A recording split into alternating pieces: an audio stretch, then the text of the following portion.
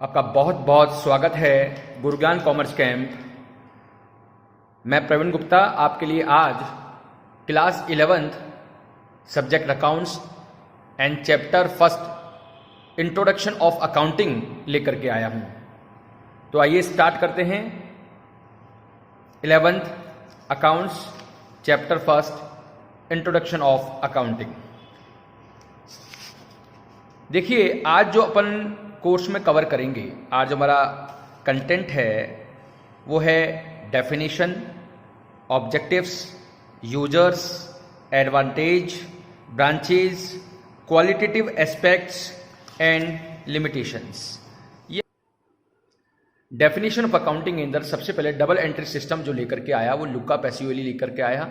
इसको हम father of accounting भी बोलते हैं और इन्होंने books of accounting and book keeping को लिखा था। पहले हमारे अकाउंटेबिलिटी में सिंगल एंट्री कॉन्सेप्ट चलता था, लेकिन एक नई विचारधारा के कारण जो लुकास पैसिओली, जिसको हम लुका पैसिओली भी बोलते हैं, वो लेकर के आए थे, इसलिए इनको फादर ऑफ अकाउंटिंग बोला गया। अकाउंटिंग है क्या चीज? Accounting is the art of recording. Art of recording. देखिए, बिजनेस में रोजमर्रा में बहुत सारी ट्रांजैक्शंस होती हैं। हम सामान खरीदते भी हैं, सामान बेचते भी हैं, पैसा लेते भी हैं, पैसा देते भी हैं, माल आता है जाता है, असेट खरीदते हैं, लोन बोरो करते हैं। उन सबको एक साथ याद रखना बहुत मुश्किल होता है, इसलिए उसको एक ही जगह रिकॉर्ड करके रखा जाता है। रिकॉर्ड करना ही पर्याप्त नहीं होता, और रिकॉर्ड भी किया जाता है वो वही व्यक्ति करता है जिसमें ये आर्ट हो। कोई भी इंजीनियर अकाउंट्स का काम नहीं कर सकता और कोई अकाउंटेंट इंजीनियर का काम नहीं कर सकता, इसलिए अकाउंटिंग को जानने वाला ही अकाउंट्स का काम कर सकता है, इसलिए इसको आर्ट बोला गया है। तो it is the art of recording. सारी चीजें याद रख नहीं सकते, इसलिए इसको हम रिकॉर्ड करते हैं। क्लासीफाइंग। देखो, क्लासीफाइंग का क्या मतलब है? जब भी हम कोई ट्रांजेक्शन खरीदते हैं या जब भी हम कोई ट्रांजेक्शन करते हैं तो ट्रांजैक्शन के हमेशा दो पार्ट होते हैं। जैसे क्लासीफाई में मैंने कहा कि मैंने राम को माल बेचा, सेल किया, सोल्ड गुड्स टू राम। इसमें दो टॉपिक आ गए, एक राम और एक सेल। अब राम को कितना माल बेचा वो एक ही जगह लिख देंगे, सेल कितनी हुई वो एक जगह लिख देंगे, राम से कितना पैसा आया वो एक जगह लिख देंगे। ठीक है, तो कहने का मतलब क्या हुआ? हर एंट्रियों के, हर ट्रांजैक्शन के दो पार्ट होते हैं।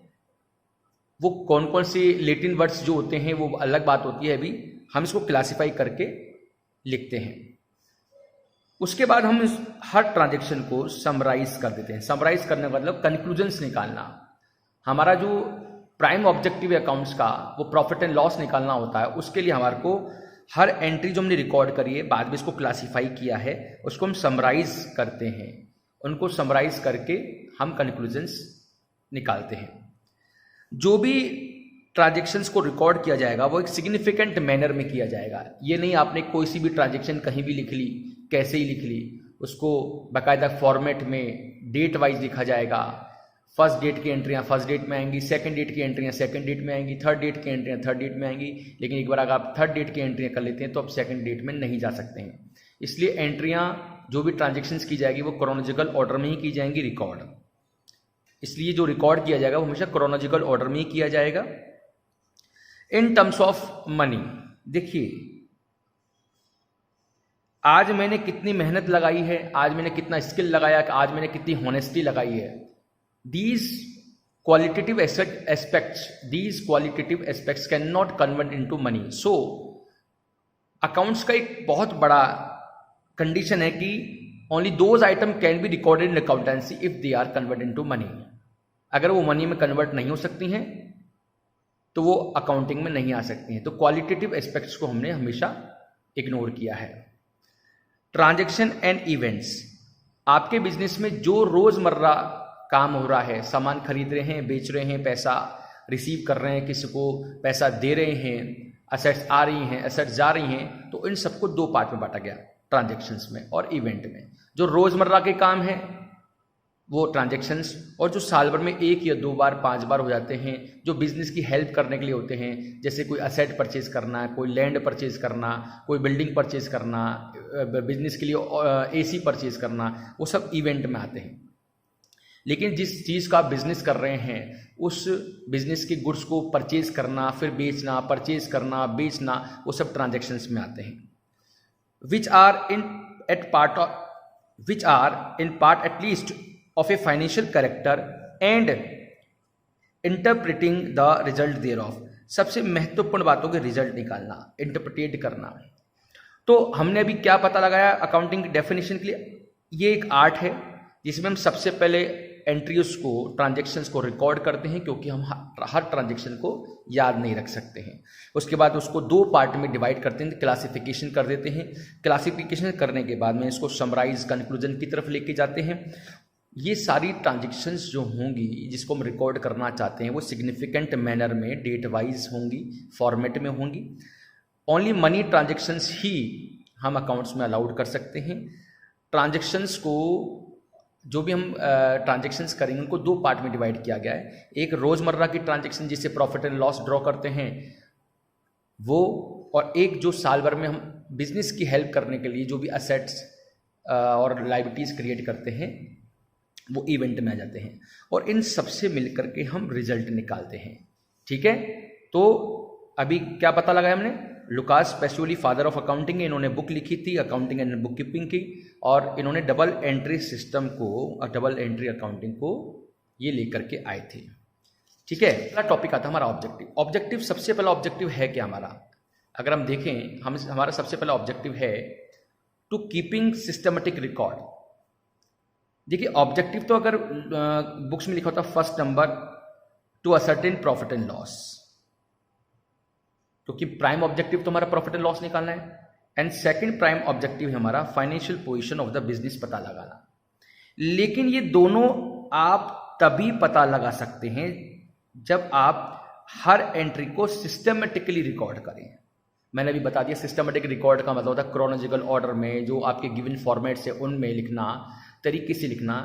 तो अगर आप कीपिंग सिस्टमेटिक रिकॉर्ड रखते हैं तो आपको प्रॉफिट एंड लॉस का इजीली पता लग जाएगा, आपको अपने बिजनेस की फाइनेंशियल पोजीशन को पता लग जाएगा। और सबसे इंपॉर्टेंट जो अपना चौथे नंबर का ऑब्जेक्टिव है, फोर्थ ऑब्जेक्टिव हमारा क्या है? क्या जो आप इंफॉर्मेशन, जो आपका प्राइम ऑब्जेक्टिव थी, वो आपके पास अगर इंफॉर्मेशन है तो क्या वो इंफॉर्मेशन का यूज आप ही करोगे? बिल्कुल नहीं। आप ये इंफॉर्मेशन, बहुत सारे लोग हैं जो बिजनेस के अंदर होते हैं और बिजनेस के बाहर होते हैं, वो उनको भी आप इनको प्रोवाइड करवाओगे। There are some internal users and external users जिनको रिक्वायरमेंट होती है आपकी इंफॉर्मेशन की, आपके प्रॉफिट एंड लॉस की, आपकी फाइनेंशियल पोजीशन की, क्योंकि उन्हीं के आधार पर वो लोग आपको फैसिलिटीज देते हैं, गुड्स एंड सर्विसेज प्रोवाइड कराते हैं। तो फोर्थ ऑब्जेक्टिव हो गया आपका इंफॉर्मेशन। फिफ्थ हमारा ऑब्जेक्टिव है कि हमारी असेट्स को, हमारी प्रॉपर्टीज को एरर्स एंड फ्रॉड से हमको बचा के रखना है। देखो, फ्रॉड तो इंटेंशनली होता है, एरर तो कोई जरूरी नहीं इंटेंशनली की जाए, लेकिन गलतियां होना गलतियां एक ह्यूमन से हो जाती है। तो उन गलतियों को ठीक करना और फ्रॉड से बचाना, किसको? अपनी प्रॉपर्टीज को, अपनी बिजनेस की प्रॉपर्टीज को प्रोटेक्ट करना हमारा प्राइम ऑब्जेक्टिव है। तो हमने अभी क्या क्या पढ़ा इसके अंदर ऑब्जेक्टिव में? ऑब्जेक्टिव में सिस्टमेटिकली रिकॉर्ड मेंटेन करना, उनसे हमको प्रॉफिट एंड लॉस निकालना, फाइनेंशियल पोजीशन बिजनेस की, कि हमारे बिजनेस में कितनी एसेट्स हैं, कितनी लायबिलिटीज हैं, वो पता करना। जितने भी इंफॉर्मेशंस आपके पास हैं प्रॉफिट एंड लॉस की एंड फाइनेंशियल पोजीशन की, उनको इंटरनल यूजर और एक्सटर्नल यूजर्स को प्रोवाइड करवाना, और अपनी अकाउंटिंग, जो अपने बिजनेस को फ्रॉड एंड एरर से प्रोटेक्ट करना, ये भी आपके प्राइम ऑब्जेक्टिव में आते हैं। अब आते हैं हमारे यूजर्स, जो भी हम चर्चा कर रहे थे यूजर्स के बारे में। देखिए, यूजर्स में मैंने आपको बताया कि बिजनेस की इंफॉर्मेशन जो है हम इंटरनल यूजर और एक्सटर्नल यूजर्स को प्रोवाइड करवाते हैं। यूजर्स कौन होते हैं? जो आपकी अकाउंटिंग रिपोर्ट्स को लेते हैं, उसको एनालाइज करते हैं, एनालाइज करके आपके साथ ट्रांजैक्शन करने का मन बनाते हैं। उसमें यूजर्स को दो पार्ट में डिवाइड कर दिया। एक तो होता है इंटरनल यूजर्स, जो अंदर के यूजर्स हैं, जिसमें सबसे पहला ऑनर आता है।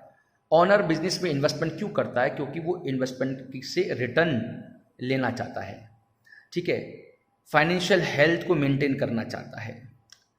तो ऑनर का तो प्राइम ऑब्जेक्टिव हो गया था कि भाई हमारे बिजनेस में रिटर्न कितना हमको मिल रहा है, हमारे के बिजनेस की जो फाइनेंशियल हेल्थ है वो सही है क्या।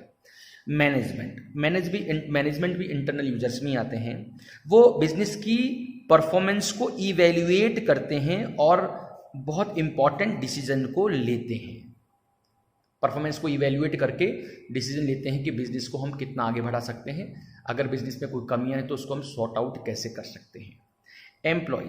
एम्प्लॉयज आपकी अकाउंटिंग रिपोर्ट को इसलिए यूज करते हैं जिससे वो अपने बोनस, अपनी सैलरी इंक्रीमेंट के बारे में सोच सकें, आशा लगा सकें। अगर आपका बिजनेस बढ़ रहा है तो वो भी अपने सैलरी इंक्रीमेंट और बोनस की अपेक्षा आपसे कर सकते हैं। एक्सटर्नल यूजर्स कौन होते हैं? एक्सटर्नल यूजर्स की तरफ हम जाएं तो बिजनेस के बाहरी लोग जो आपके साथ संपर्क करना चाहते हैं, आपके साथ ट्रांजेक्शन्स करना चाहते हैं, वो एक्सटर्नल यूजर्स होते हैं। इसमें सबसे पहला एक्सटर्नल यूजर होता है इन्वेस्टर्स। आपके बिजनेस को कि अगर आपके बिजनेस की ग्रोथ अच्छी है, आपके बिजनेस की सेफ्टी अच्छी है, आपके बिजनेस के फ्यूचर जो अपॉर्चुनिटीज़ है बहुत अच्छी हैं, तो बाहरी लोग आपके यहाँ आएंगे और आपके बिजनेस की सेफ्टी को देखते, उसकी ग्रोथ को देखते, उस अपॉर्चुनिटीज़ को देखते आपके बिजनेस में इन्वेस्टमेंट करेंगे। पर ये तो पता लगाइए, ये सब उनको पता कैसे लगेगा? ये उनको अकाउंटिंग रिपोर्ट से पता लगेगा। किससे पता लगेगा? Accounting report. और वो कौन देगा? हम उनको प्रोवाइड करवाएंगे, जो हमारे 4th नंबर का ऑब्जेक्टिव है। बाहरी लोगों में, एक्सटर्नल यूजर में क्रेडिटर्स आते हैं। क्रेडिटर्स कौन होते हैं? Who provides goods and services.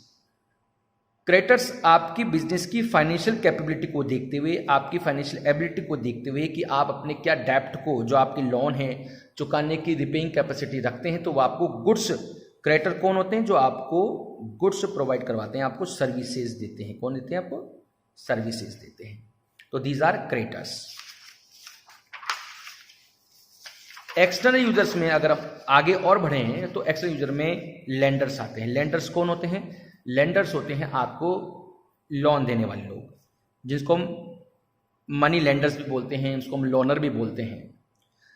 वो क्या देख करके आपको लोन देंगे? आपकी रीपेइंग कैपेसिटी, आपकी मार्केट में क्रेडिट कितनी है, उनको देख करके आपको लोन प्रोवाइड कराएंगे। लेकिन वो भी केवल जब आप इनको अकाउंटिंग रिपोर्ट प्रोवाइड करवाएंगे। अगर आप अकाउंटिंग रिपोर्ट ही प्रोवाइड नहीं करवाएंगे तो आपको वो लोन नहीं दे पाएंगे। क्योंकि जब आप बैंक में जाएंगे तो बैंक में आपकी फेस के आधार पे कोई लोन नहीं देगा आपको।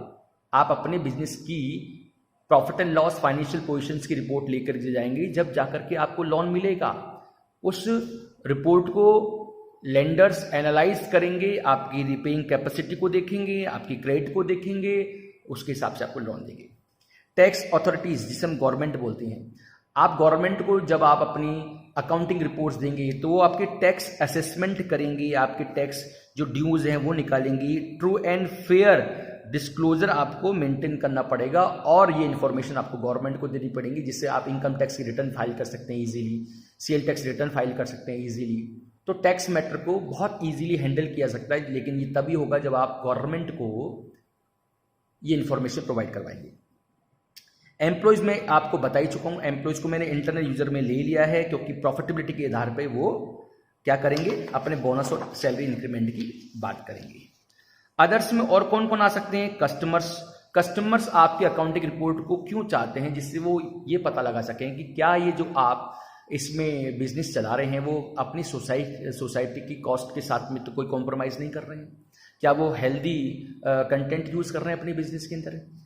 अगर उनकी मार्केट में गुडविल अच्छी है तो कस्टमर भी आपके प्रोडक्ट को परचेज करने की कोशिश करेगा। तो कस्टमर को भी अकाउंटिंग इन्फॉर्मेशन प्रोवाइड करवानी पड़ती है, पर सिंगल कस्टमर्स को, इंडिविजुअल कस्टमर को कोई ज़रूरत नहीं है। मीडिया में, न्यूज़पेपर के थ्रू, टीवी के थ्रू ये इन्फॉर्मेशन प्रोवाइड करवा सकती है।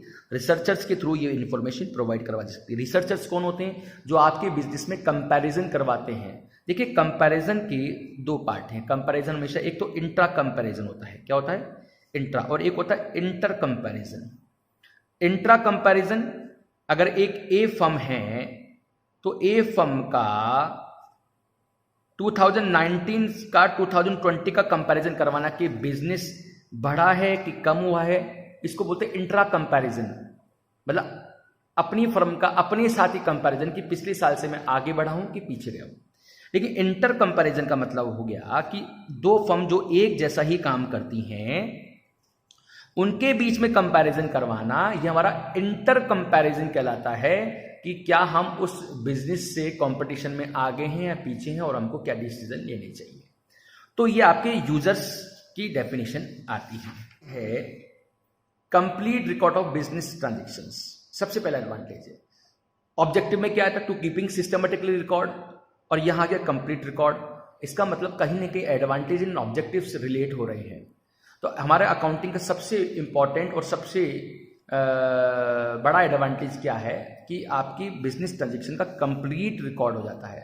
और अगर कंप्लीट रिकॉर्ड हो जाएगा तो आपका true and fair profit and loss and financial position आएगी। सेकंड हमारा जो एडवांटेज है जो मैंने बता दिया, अगर कंप्लीट रिकॉर्ड होगा तो आपको प्रॉफिट एंड लॉस इजीली पता लग जाएंगे और आपके बिजनेस की फाइनेंशियल पोजीशन को पता लगाना बहुत इजी हो जाएगा। ठीक है, ये बहुत मीनिंगफुल इंफॉर्मेशन है जो हमारी फाइनेंशियल एक्टिविटी को बूस्ट करती है। ठीक है, उसके बाद हमारा एडवांटेजेस में आता है। और एडवांटेजेस क्या हैं हमारे बिजनेस के? हमारे बिजनेस की एडवांटेज में तीसरे नंबर का एडवांटेज है कि बिजनेस में हम हमारे अकाउंटिंग रिपोर्ट्स कंपैरेटिव स्टडी को फैसिलिटेट कर देते हैं। जो मैंने अभी बताया आपको कि आप अपना इंट्रा कंपैरिजन और किसी अपनी ही जैसी फर्म से इंटर कंपैरिजन करके आप अपने प्रॉफिट्स को, सेल्स को, एक्सपेंसेस को एनालाइज कर सकते हैं अपने प्रीवियस ईयर से या किसी दूसरे फर्म के साथ में। अगला जो एडवांटेज है वो एडवांटेज है कि आप मैनेजमेंट की एबिलिटी को जज कर सकते हैं कि वो क्या हमारे बिजनेस के रिसोर्सेस को इफेक्टिवली यूज कर रहे हैं। वो क्यों यूज करते हैं? हमारे एंटरप्राइजेस के जो गोल होते हैं, गोल तो हमारे दो ही हैं, प्रॉफिट एंड लॉस को बढ़ाना और हमारी फाइनेंशियल पोजीशन को अच्छा करना। तो एडवांटेज में अकाउंटिंग की रिपोर्ट के एडवांटेज में हम मैनेजमेंट एबिलिटी को जज करके ये पता लगाते हैं कि मैनेजमेंट ने हमारे रिसोर्सेस को मीनिंगफुली और इफेक्टिवली यूज करके हमारी एंटरप्राइज के गोल को पूरा किया है। अगर इसमें कोई कमी है तो हम इसको सुधारने की कोशिश करते हैं। एडवांटेज में और क्या एडवांटेज है? लीगल फॉर्मेलिटीज बहुत इजी हो जाती हैं। इनकम टैक्स रिटर्न फाइल करना, सेल टैक्स रिटर्न फाइल करना, अपने अकाउंट्स को प्रॉपर्ली मेंटेन करना। उसके बाद और क्या एडवांटेज है? जब इतने सारे एडवांटेज होते हैं तो बिजनेस में डिसीजन मेकिंग बहुत इजी हो जाती है, प्लानिंग बहुत इजी हो जाती है एंड कंट्रोलिंग भी बहुत इजी हो जाती है। हम अपने बिजनेस के जो इंपॉर्टेंट डिसीजंस हैं इनको ले सकते हैं, अच्छी प्लानिंग कर सकते हैं और कंट्रोल कर सकते हैं। हमारे बिजनेस के लिए ये बीएसटी का बहुत इंपॉर्टेंट एक चैप्टर है जो मैं बाद में पढ़ाऊंगा आपको। उसके बाद में हम अकाउंटिंग को एज ए एविडेंस भी यूज कर सकते हैं और अपनी इंफॉर्मेशंस के डिसीजंस को हम अकाउंटिंग को एज ए एविडेंस भी यूज कर सकते हैं। मैं एक छोटा सा एग्जांपल देता हूं कि ए ने बी को 50,000 रुपए लोन दिए। एक एग्जांपल दे रहा हूं, और ए ने लोन देते वक्त साइन करवा लिए बी से। कुछ समय बाद जब ए ने बी से पैसे मांगे तो बी ने साफ मना कर दिया। तो आप ने जो साइन करवाए थे पैसे देते वक्त उसका उपयोग करके एविडेंस के तौर पर उससे पैसे मांग सकते हैं। वो 100% आपको पैसे देगा क्योंकि वो ऑब्लाइज्ड हो जाएगा, ऑब्लिगेशन में आ जाएगा। तो अकाउंटिंग को हम एज ए एविडेंस में भी यूज कर सकते हैं। ठीक है,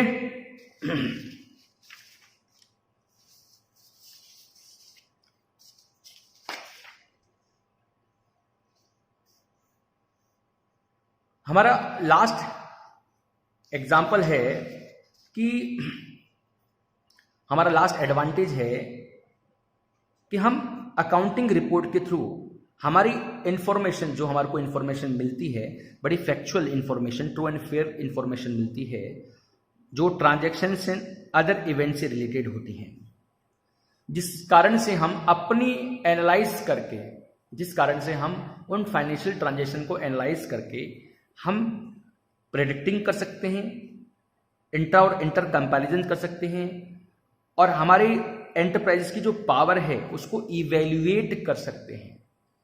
बहुत बड़ा एडवांटेज है, बहुत बड़ा एडवांटेज है। अगर छोटे मोटे एडवांटेज और अदर एडवांटेजेस हैं, हम बिजनेस की वैल्यूएशन मार्केट में पता लगा सकते हैं, मार्केट में हमारे बिजनेस की गुडविल क्या है वो पता लगा सकते हैं, और अगर अकाउंटिंग रिपोर्ट हमारे पास है हम तो लोन को भी ले सकते हैं। लोन लेने के लिए अकाउंटिंग रिपोर्ट के नीड होती हैं, तो दीज आर एडवांटेजेस है। तो एडवांटेज में आपको मैंने ये बताया। अगला हमारा टॉपिक आता है क्वालिटेटिव कैरेक्टरिस्टिक्स। क्वालिटेटिव कैरेक्टरिस्टिक्स, देखिए मैंने बताया कि only money item can be recorded, those item which can not be convert into money terms can not be allowed in accountancy. Qualitative characteristics को हमने 4 भागों में बांटा है। कहीं ना कहीं इनका इंक्लूजन तो होता है, लेकिन कैसे होता है जरा देखिए आप। सबसे पहले रिलायबिलिटी। अगर आप बिजनेस में रिलायबल होना चाहते हैं, बिजनेस में true and fair profit and loss निकालना चाहते हैं, तो आपके जितने भी फैक्ट्स होंगे, जितने भी आपकी जो भी इंफॉर्मेशन होगी, वो फैक्ट पे बेस्ड होंगी और वेरीफाइड होंगी। वेरीफाइड मतलब एविडेंस्ड होंगी। किससे होंगी? सोर्स डॉक्यूमेंट से एविडेंस होंगी और फ्री फ्रॉम बायस हो जाएंगी। इसका मतलब समझिए, अगर आप चाहते हैं कि आपके बिजनेस में true and fair profit and loss आए, तो every transaction should B enclosed with source document, bill, invoice, legal proceedings जो भी होती हैं, चालान, कैश मेमो, कैश रिसिप्ट्स, जो भी आपके पास एविडेंस अगर वो अटैच करते हैं, तो बिजनेस में उतना ही रिलायबिलिटी कंक्लूजन होता जाता है। सेकंड होता है रेलिवेंस। रेलिवेंस का मतलब कहीं ना कहीं रिलेटेड वर्ड है। देखिए, इंफॉर्मेशन जो भी आप अकाउंटिंग में यूज कर रहे हैं, जो भी आपकी इंफॉर्मेशन है, वो हमेशा रेलिवेंट होनी चाहिए, इंपॉर्टेंट होनी चाहिए, जो आपके बिजनेस की डिसीजंस को चेंज करने की पावर रख सकती है। अनइम्पॉर्टेंट इररेलेवेंट आइटम को, जो हमारे बिजनेस की डिसीजन मेकिंग के लिए इंपॉर्टेंट नहीं है, हम उसको बिजनेस में जल्दी से नहीं लाते हैं, क्योंकि कहीं ना कहीं उसके कारण बिजनेस के डिसीजन लेने में बहुत दिक्कतें होती हैं। उसके बाद में थर्ड नंबर का हमारा क्वालिटेटिव, इसके बाद हमारा थर्ड नंबर का क्वालिटेटिव कैरेक्टरिस्टिक्स आता है अंडरस्टेबिलिटी। अंडरस्टेबिलिटी का मतलब क्या है कि अकाउंटिंग को सिंपल वे में प्रेजेंट करना चाहिए। अकाउंटिंग को हमेशा इस तरह से प्रेजेंट करना चाहिए, इतनी इजी टर्मिनोलॉजी में प्रेजेंट करना चाहिए, जिससे वो व्यक्ति जिसको अकाउंटिंग नहीं भी आती है वो इजीली समझ जाए, डॉक्टर भी समझ जाए, इंजीनियर भी समझ जाए, कोई भी समझ जाए अकाउंटिंग को। तो अंडरस्टेबिलिटी कॉन्सेप्ट का मतलब क्या हुआ कि accounting report should be present in a simple way that the person who doesn't have any knowledge of accountancy who understood easily. Okay, अगला आता है हमारा कंपैरेटिबिलिटी, कंपैरिजन। अगर आप बिजनेस में अपना कंपैरिजन अपने पिछले साल से और अपनी फर्म का कंपैरिजन किसी से और दूसरी फर्म से करना चाहते हैं, तो अकाउंटिंग इंफॉर्मेशन को इस प्रकार से डिस्क्लोज करना चाहिए जिससे हमारा कंपैरिजन आराम से हो जाए, चाहे वो पिछले साल से हो या हमारी जैसी किसी फर्म से हो।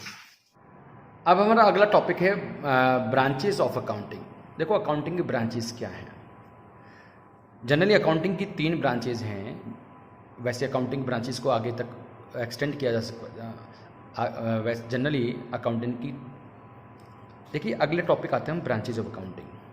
अकाउंटिंग की जनरली 3 ब्रांचेज हैं। अकाउंटिंग की 3 ब्रांचेज में सबसे पहली ब्रांच होती है फाइनेंशियल अकाउंटिंग। फाइनेंशियल अकाउंटिंग का मेन पर्पज़ क्या है? फाइनेंशियल अकाउंटिंग का मेन पर्पज़ होता है ट्रेडिंग एंड P&L अकाउंट बनाना और बैलेंस शीट निकालना। हमारा अभी हमने ऑब्जेक्टिव पढ़ा, तो ऑब्जेक्टिव में जो प्राइम ऑब्जेक्टिव थे प्रॉफिट एंड लॉस निकालना और फाइनेंशियल पोजीशन को पता करना ये दो हमारे जो कंटेंट थे, जो दो ऑब्जेक्टिव थे, वो हमारे फाइनेंशियल अकाउंटिंग के थ्रू ही हमको मिलते हैं। तो फाइनेंशियल अकाउंटिंग में ट्रेडिंग एंड P&L अकाउंट और बैलेंस शीट हम बनाते हैं। इस बार हमारे कोर्स में भी यही दोनों टॉपिक हैं। अगला जो ब्रांच है वो है कॉस्ट अकाउंटिंग, जो आगे की क्लासेस हम आगे जो हायर एजुकेशन करते हैं इसमें कॉस्ट अकाउंटिंग पार्ट आता है। कॉस्ट अकाउंटिंग के अंदर हम कॉस्ट शीट प्रिपेयर करते हैं और उससे हम स्टेटमेंट ऑफ कॉस्ट निकालते हैं। कॉस्ट शीट प्रिपेयर करने का मतलब कि हमने किसी प्रोडक्ट को मैन्युफैक्चर किया है तो उस प्रोडक्ट में हमने कितना रॉ मटेरियल लगाया है, कितनी लेबर लगाई है, कितनी ओवरहेड्स लगाए हैं, कितने खर्चे लगाए हैं और हमारा पर यूनिट कितना खर्चा आ रहा है, एक प्रोडक्ट हमारे को कितने रुपए में पड़ रहा है। तो मैन्युफैक्चरिंग कंसर्न में हमेशा कॉस्ट शीट बनाई जाती है। ठीक है, तो कॉस्ट शीट में स्टेटमेंट ऑफ कॉस्ट से हम ये सब चीज़ पता लगा सकते हैं। तीसरा हमारा ब्रांच है मैनेजमेंट अकाउंटेंसी। मैनेजमेंट अकाउंटिंग में क्या होता है कि जो मैनेजर्स होते हैं वो फाइनेंशियल अकाउंटिंग की रिपोर्ट्स लेते हैं और कॉस्ट अकाउंटिंग की रिपोर्ट्स लेते हैं। ये दोनों अकाउंटिंग की रिपोर्ट को एक्सट्रैक्ट करके लेकर के डिसीजन मेकिंग करते हैं कि क्या हमारा बिजनेस आगे बढ़ रहा है, क्या हमारा बिजनेस पीछे जा रहा है। अगर पीछे जा रहा है तो उन प्रॉब्लम को हम कैसे सॉर्ट आउट कर सकते हैं, कैसे हमारे बिजनेस में इम्प्रूवमेंट कर सकते हैं, जो हमारे बिजनेस की कमियां हैं कैसे दूर कर सकते हैं। और अगर अब बिजनेस अच्छा है तो और उसको हम कैसे इम्प्रूव्ड कर सकते हैं, कैसे बूस्ट कर सकते हैं। मेरी बात समझ गए? तो there are 3 types of branches, financial accounting, cost accounting and management accounting. Financial accounting के थ्रू प्रिपेयर करते हैं trading and P&L account and financial position के लिए balance sheet. Cost accounting is always prepared by manufacturing concern, वो cost sheet बनाती हैं, cost sheet के through statement of cost पता लगाती हैं, पर यूनिट कॉस्ट को मेंटेन करती हैं और पता लगाती हैं। मैनेजमेंट अकाउंटेंसी क्या करता है? मैनेजमेंट अकाउंटेंसी के थ्रू हम दोनों अकाउंटिंग की रिपोर्ट को एक्सट्रैक्ट करके लेकर के हम डिसीजन मेकिंग करते हैं। इंपॉर्टेंट डिसीजन हमेशा इन दोनों की रिपोर्ट के अनुसार ही ली जाती है। तो ये ब्रांचेज ऑफ अकाउंटिंग में आते हैं। देखिए, जिस तरह से अकाउंटिंग के एडवांटेज होते हैं उसी तरह से अकाउंटिंग की उसको लिमिटेशंस होती हैं। तो ये जो लिमिटेशंस हैं हम उनको ख़त्म नहीं कर सकते हैं, हम इनको एलिमिनेट नहीं कर सकते, हम इनको इग्नोर कर सकते हैं हमारी मैनेजरल एफिशिएंसी के थ्रू। हम इनको एलिमिनेट नहीं कर सकते हैं क्योंकि ये बहुत इनको हम एलिमिनेट नहीं कर सकते हैं। सबसे पहले अगर हम लिमिटेशन की बात करें तो हमारा पहला लिमिटेशन क्या है? वह cost concept is found in accountancy. पहला हमारा limitation cost concept is found in accountancy. देखिए, हमारी अकाउंटेंसी में प्राइस चेंजेस को अलाउड नहीं किया गया है, हम कंसिडर नहीं करते हैं। ठीक है, money value is bound to change often from time to time, this is a strong limitation of accountancy. Accountancy के अंदर अगर सपोज करो, मैं एक छोटा सा एग्जांपल देता हूँ, आपने कोई लैंड परचेज कर रही है और लैंड परचेज करी आपने 1 लाख रुपए की, आपने कोई 1 लाख की लैंड परचेज करी 10 साल पहले और आज उसकी वैल्यू 10 साल बाद, ठीक है, 10 साल पहले 10 साल बाद 1 करोड़ की है, तो आप अपनी बुक्स में उसको 1 करोड़ में नहीं दिखा सकते हो, आपको 1 लाख में ही शो करनी पड़ेगी। क्योंकि हमारे लिमिटेशन बहुत स्ट्रॉन्ग लिमिटेशन है कि प्राइस चेंजेस अलाउड नहीं है, वो बहुत कंडीशनल अलाउड होते हैं लेकिन अभी अलाउड नहीं है। दूसरा हमारा लिमिटेशन है कि अकाउंटेंसी में विंडो ड्रेसिंग होती है जिसको मैनिपुलेशंस बोलते हैं। विंडो ड्रेसिंग, अकाउंटिंग स्टेटमेंट को इस प्रकार से शो किया जाता है कि अगर लॉस आ रहा है तो प्रॉफिट में कन्वर्ट कर दिया जाता है, प्रॉफिट आ रहा है तो लॉस में कन्वर्ट कर दिया जाता है। ये मैनिपुलेशन के थ्रू होता है और मैनिपुलेशन एक्सपर्ट के थ्रू की जाती है। अकाउंटिंग स्टेटमेंट में disclose more favourable position than actual position, ये ध्यान रखिएगा। तो यहाँ पर विंडो ड्रेसिंग होती है, हमारे अकाउंटेंसी का बहुत बड़ा मैनिपुलेशन है। इसको हम कम कर सकते हैं अपने मैनेजरल एफिशिएंसी के थ्रू, लेकिन इसको एलिमिनेट नहीं कर सकते हैं। फिर भी कोशिश करनी चाहिए कि हमारा जो अकाउंटेंसी रिपोर्ट है वो फ्री फ्रॉम विंडो ड्रेसिंग हो जाए। नेक्स्ट है हमारा इनकम्प्लीट इंफॉर्मेशन। अकाउंटेंसी हमेशा इंफॉर्मेशन पे बेस्ड होती है। अगर इंफॉर्मेशन समय पर नहीं मिल पा रही है तो अकाउंटेंसी में भी कहीं ना कहीं लैकुना आएगा, अकाउंटेंसी में भी कहीं ना कहीं रिजल्ट में समस्या आएगी। अगर अकाउंटेंसी, तो ये भी अकाउंटेंसी का बहुत स्ट्रॉन्ग लिमिटेशन है कि इंफॉर्मेशन जनरली इनकम्प्लीट रह जाती है तो हमारी अकाउंटिंग रिपोर्ट भी कहीं ना कहीं उनका रिजल्ट भी प्रभावित हो जाता है। ठीक है, अकाउंटिंग, अगला हमारा जो लिमिटेशन है हमारी जो असेट्स होती हैं, हमारी the accounting statement do not reflect those increase in net assets values that are not considered realised. कहने का मतलब क्या हुआ, अगर मैंने कोई 1,00,000 रुपए की असेट परचेज करी है और मार्केट में उसको मैं बेचना चाहता हूँ, तो जब तो कोई समस्या नहीं है, लेकिन मार्केट में उसकी वैल्यू अगर 50,000 हो गई तो मैं उस 50,000 की वैल्यू को अपने बुक्स में नहीं लेके आ सकता हूँ जब तक वो रियलाइज, जब तक हम उसको बेच नहीं देंगे। मेरी बात समझ गए? तो अगर आपने कोई चीज़, मैं एक छोटा सा एग्जांपल देता हूँ, आज मैंने कोई एसी परचेज किया 50,000 रुपये का और 50,000 की चीज़ थोड़े समय बाद में 40,000 की है, तो मैं ना 40,000 को लिख सकता हूँ ना मैं 60,000 को लिख सकता हूँ। मेरी असेट 50,000 की ही लिखी जाएगी, कभी भी कम या ज़्यादा नहीं हो सकती। असेट को कम करने के लिए एक ही तरीका है, डेप्रिसिएशन, जिसकी चर्चा हम बाद में करेंगे। लेकिन अभी आप समझ जाइए कि असेट्स को उसकी इंक्रीजिंग वैल्यू से हम नहीं लिख सकते हैं।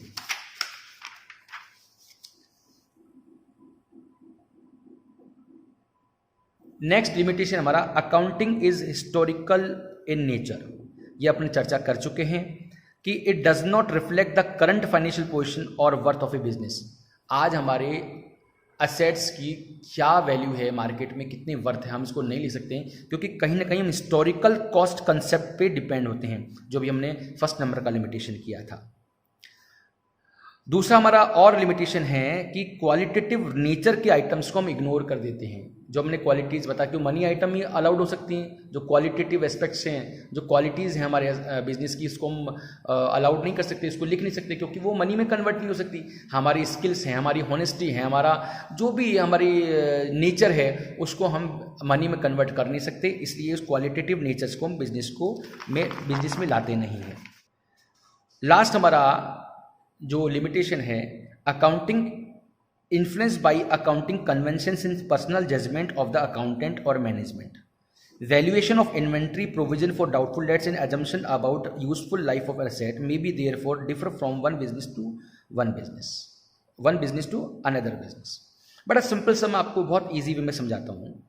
अगर एक बिजनेस का नेचर है और उस नेचर के कारण बिजनेस की कुछ टर्म्स एंड कंडीशन है, तो वो टर्म्स एंड कंडीशन किसी दूसरे बिजनेस पे नहीं लागू हो सकती है, क्योंकि उस बिजनेस का नेचर अलग हो सकता है। तो जितने भी कन्वेंशंस बनाए गए हैं, वो कन्वेंशंस सभी बिजनेस पर बिल्कुल एक साथ लागू हो रहे होते हैं। तो कई बार बिजनेस के नेचर्स, कोई बिजनेस मैन्युफैक्चरिंग का होता है, कोई बिजनेस ट्रेडिंग का होता है, कोई बिजनेस फाइनेंस बिजनेस होता है, तो बिजनेस का नेचर अलग अलग होता है, लेकिन कन्वेंशन सब एक ही जगह लगा दिए जाते हैं। तो कहीं ना कहीं ये स्ट्रॉन्ग लिमिटेशन है, इसके कारण हमारे रिजल्ट में समस्या आती है। जैसे मैंने इसके अंदर बता दिया कि वैल्यूएशन ऑफ इन्वेंट्री एक अलग मेथड अगर यूज़ किया जाता है मैन्युफैक्चरिंग कंसर्न में, तो वैल्यूएशन इन्वेंट्री का मेथड ट्रेडिंग कंसर्न में उस तरह से यूज़ नहीं कर सकते हम। ठीक है, तो आज के लेक्चर में मैंने क्या क्या चीज़ें कवर की हैं। इंट्रोडक्शन अकाउंटिंग में डेफिनेशन बता दिया मैंने आपको। फादर ऑफ अकाउंटिंग लुका पैसोली लेकर के आए थे इन्होंने, डबल अकाउंटिंग सिस्टम को इन्होंने हमको प्रोवाइड करवाया था। ऑब्जेक्टिव में 4 ऑब्जेक्टिव, आपको 5 ऑब्जेक्टिव्स मैंने आपको बता दी हैं। To keeping systematic record of accountancy, to ascertain profit and loss, to ascertain financial position, to provide various information to other parties, ठीक है, and to protect business properties from fraud and errors. Users में हमने external users और internal user के बारे में पढ़ा। Internal users में हमने ओनर्स हैं, एम्प्लॉयज़ हैं, वर्कर्स।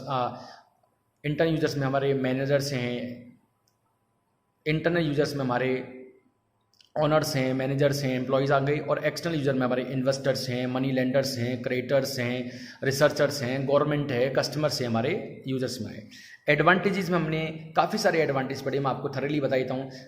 एडवांटेज क्या है, हमारे प्रॉफिट एंड लॉस हमको पता लग जाता है, फाइनेंशियल पोजीशन हमारे को पता लग जाती है, हमारे को लोन रेज हो जाते हैं, हमारे गुडविल का हमको पता लग जाता है, बिजनेस वैल्यूएशन हमको पता लग जाती हैं।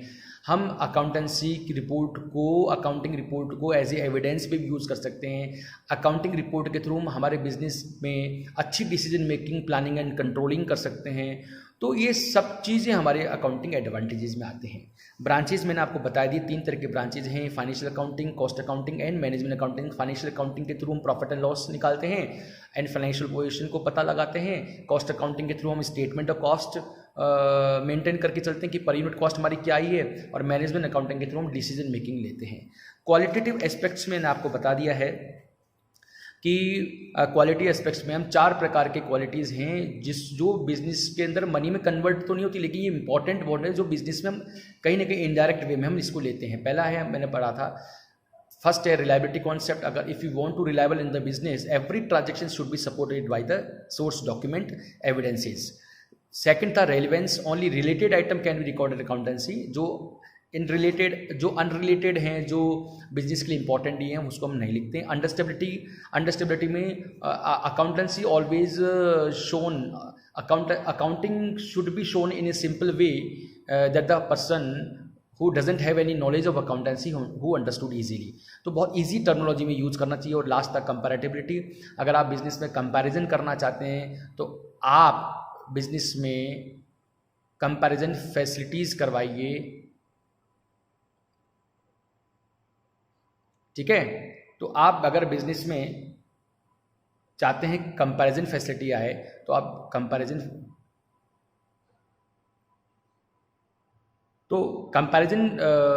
में था कि आप बिजनेस की इंफॉर्मेशन को इस प्रकार से डिस्क्लोज कीजिए जिससे हमको कंपैरिजन फैसिलिटी मिल जाए और हम फर्म का इंट्रा एंड इंटर कंपैरिजन कर पाए।